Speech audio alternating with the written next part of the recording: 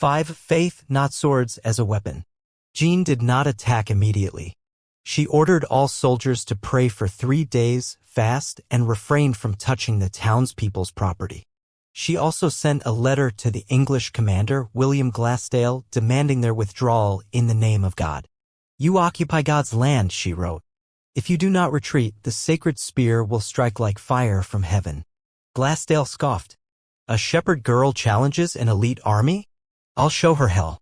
But that night, English sentries on the walls began to hear singing from the French camp. Not battle cries, but hymns. The songs kept many awake. Under the moonlight, Jeanne stood among her soldiers, her banner planted before her. Her eyes lifted to the sky, her hand on her heart, and she whispered, "God, if you truly chose me, let Orléans see light before blood flows like a river." 6. The Battle of Orléans, holy fire from the heart. That morning, as dew still clung to the grass and the eastern English bastions lay shrouded in mist, Jeanne d'Arc emerged from her tent in radiant armor. She carried no sword, only her banner.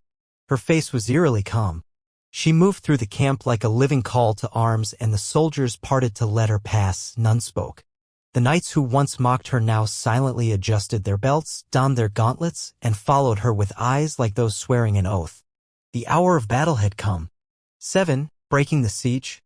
Under Jeanne's and General Jean de Dunois' command, the French launched their first assault on the southern watchtowers, the weakest point in the English defenses. Jeanne bore no weapon but was the first to cross the trench. Her banner blazed like a white flame amid the smoke and shot. When she fell, pushed by force or dust, she rose again, raising her banner as if fear were foreign to her. Once an arrow pierced her shoulder, blood staining her armor. Jeanne crumpled but refused to yield. "Wait for me to pray," she said, "and I will return." And return she did, amid cries of the Maid of Orleans from thousands of soldiers. 8. A shift in spirit. During the siege, Jeanne did not only fight. She walked the lines, handing out bread and water, touching the shoulders of the fearful, looking into their eyes, and saying, "God is here." Each word, each gesture, carried more weight than 1,000 speeches. Soldiers said that when Jeanne appeared, their exhaustion vanished. Some dreamed of her as an angel. Those who once stole or gambled now washed their hands, confessed, and prayed. The French army, once fractured and weary, became a united force of iron. 9. The fated victory.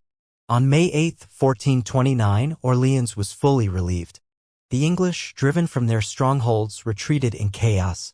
William Glassdale, who had vowed to drag Jeanne's corpse to England, slipped and fell into the Loire River during his flight, drowning with his dream of controlling central France. When Jeanne's banner was raised on Orléans' walls, the people flooded out like a torrent. Church bells rang joyously. Jeanne entered the city gates, sweat mingling with blood, her face radiant as the rising sun.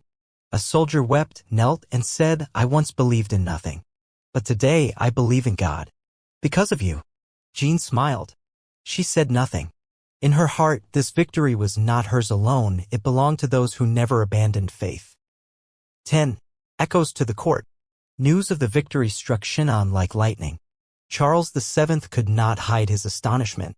The court buzzed, some hailed Jeanne as God's chosen, others whispered of miracles. But Jeanne did not linger in Orléans to bask in glory. She demanded the court provide troops for a greater task, escorting Charles to Reims, the sacred city, for his anointing and coronation. "You cannot be king in name alone," she said. "God must proclaim you before the nation." The king nodded reluctantly, but in his eyes was genuine respect, not just for a girl in armor, but for one who had rekindled a faith he thought lost. 11. A flame ignited. Orléans was only the beginning. The faith sparked by Jeanne's banner now blazed across northern France. Farmers, blacksmiths, mercenaries, people from all walks flocked to join her army. No one forced them. No one paid them. They came because they believed. To the people, Jeanne was no longer just a girl, she was a symbol. The Maid of God. The light in France's dark night. The one sent to save. End of chapter 3. As the army prepared for the journey to Reims, Jeanne mounted her horse once more, her silver armor gleaming in the morning sun. The wind teased her hair, turning the first pages of a new chapter in history. She turned to look at Orléans, the city just saved, and whispered a brief vow to herself. "Our journey is not yet done. In a private room, it was just Jeanne and Robert. The small girl stood there, fearless, unwavering. You think I'm a fool. But France bleeds every day. Orléans will fall without hope. God did not choose me because I am strong. He chose me because no one else dares to believe. If you do not help me, you will lose your place in the pages of glorious history. Robert stared into her eyes, not those of a rustic girl, but of one who had walked through fire. He said nothing for a long time. Then he ordered his men to give her supper. 2 weeks later, after much scrutiny, Robert agreed to let her travel to Chinon, where King Charles VII was encamped. He gave Jeanne a horse, a light suit of armor, and an escort. But before she left, he warned, "If you deceive me, Jeanne, I will be the first to take your head." Jeanne nodded. "If I deceive, I deserve to die by a righteous hand. But if I am true, remember who opened the first gate." The journey to Chinon took days, through dense forests, icy rivers, and enemy lands. Jeanne's party narrowly escaped ambushes and blizzards, but she did not falter. Each night, she lit a fire, prayed, and gazed at the stars. "I see them," she said one night. "The saints still walk with me." Jeanne de Metz watched her, torn between belief and doubt. But when bandits avoided their group by mere inches for no clear reason, he began to think, this girl, she might truly be protected. Chinon emerged like a misty fortress in the dawn. Word of the girl who speaks with angels had preceded her. Charles VII, a timid prince, his legitimacy ever in question, agreed to meet her. But first he tested her. In the royal hall, he disguised himself as a commoner among the courtiers. A decoy sat on the throne. Jeanne entered, scanning the room. Without a moment's hesitation, she walked to the real Charles VII. Kneeling, she said, "Your Majesty, you are the King of France. And God has sent me to help you be crowned." The hall fell silent. Charles trembled, speechless. Soon after, Jeanne faced interrogations, examinations, and scrutiny by clerics and scholars. They scoured her past, searching for signs of witchcraft, heresy, or madness. But they found nothing, only that she was a humble virgin who spoke truths no one dared utter. At last, the clerics declared, "This girl is not dangerous. If her words are true, it is God's will. If not, God will correct her." Charles VII had no choice. He gave her armor, a white banner with a cross, and command of an army to march to Orléans. Jeanne d'Arc, the girl from Domremy, was about to enter her first battle. Not with strength, but with faith. A faith vast enough to alter history. Chapter 3: The Journey of Faith. The March winds swept through the Loire Valley, carrying the lingering chill of winter. Jeanne d'Arc rode her horse, her back as straight as a spear, her unblinking eyes fixed on the rugged dirt road ahead.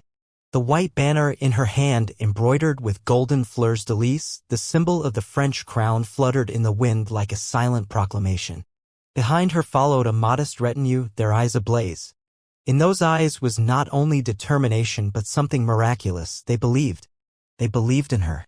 They believed in a girl who had never swung a sword, never crossed a trench, but who carried something every general and king had lost: faith. 1. Leaving Chinon. After her meeting with Charles VII at Chinon Castle, Jeanne accomplished the unthinkable. She stirred the doubting king, making him believe in his divine destiny.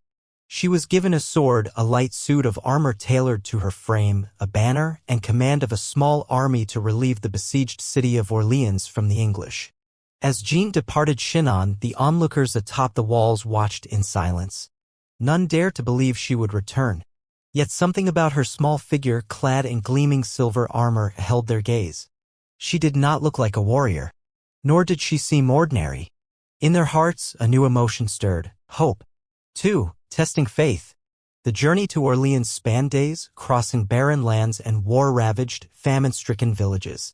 Jeanne's army comprised seasoned knights, mercenaries, blacksmiths, and weapon-bearers, along with men who believed in nothing but coin. But within days of marching, they sensed a change. Gone were the drunken brawls and dice games by the campfire. Jeanne forbade all indiscipline. She summoned them to pray each morning and evening. When someone cursed, she made them kneel in the camp and recite penitential prayers. Those who stole chickens were ordered to return them and pay double. At first, the men grumbled, calling her naive. But none defied her. There was something in Jeanne's voice, not a threat, but an absolute certainty, as if she knew God was listening. "I don't need you to become saints," she said one day as they passed an abandoned graveyard, "but you must be pure enough for God to see us through the darkness." 3. An encounter at a rest stop. One night, while camped near a small riverside village, Jeanne quietly left the camp. She sought out a crumbling straw hut where a widowed woman lay dying beside her 2 gaunt children. No one had summoned her. No one had told her. Yet somehow she knew. She knelt by the straw bed, took the mother's hand, and prayed in a voice both gentle and steadfast. The young daughter sobbed. The mother, in her final breaths, whispered, "Are you an angel?" Jeanne only smiled and said, "No. I am merely a messenger of God." When she returned to camp, her eyes were red from crying. But as she passed the soldiers, they stood at attention. No one dared ask where she had been. Yet in their hearts, something stirred profoundly. 4. Approaching Orléans. As the army neared Orléans, the sky turned grim. A fierce wind rose like a warning.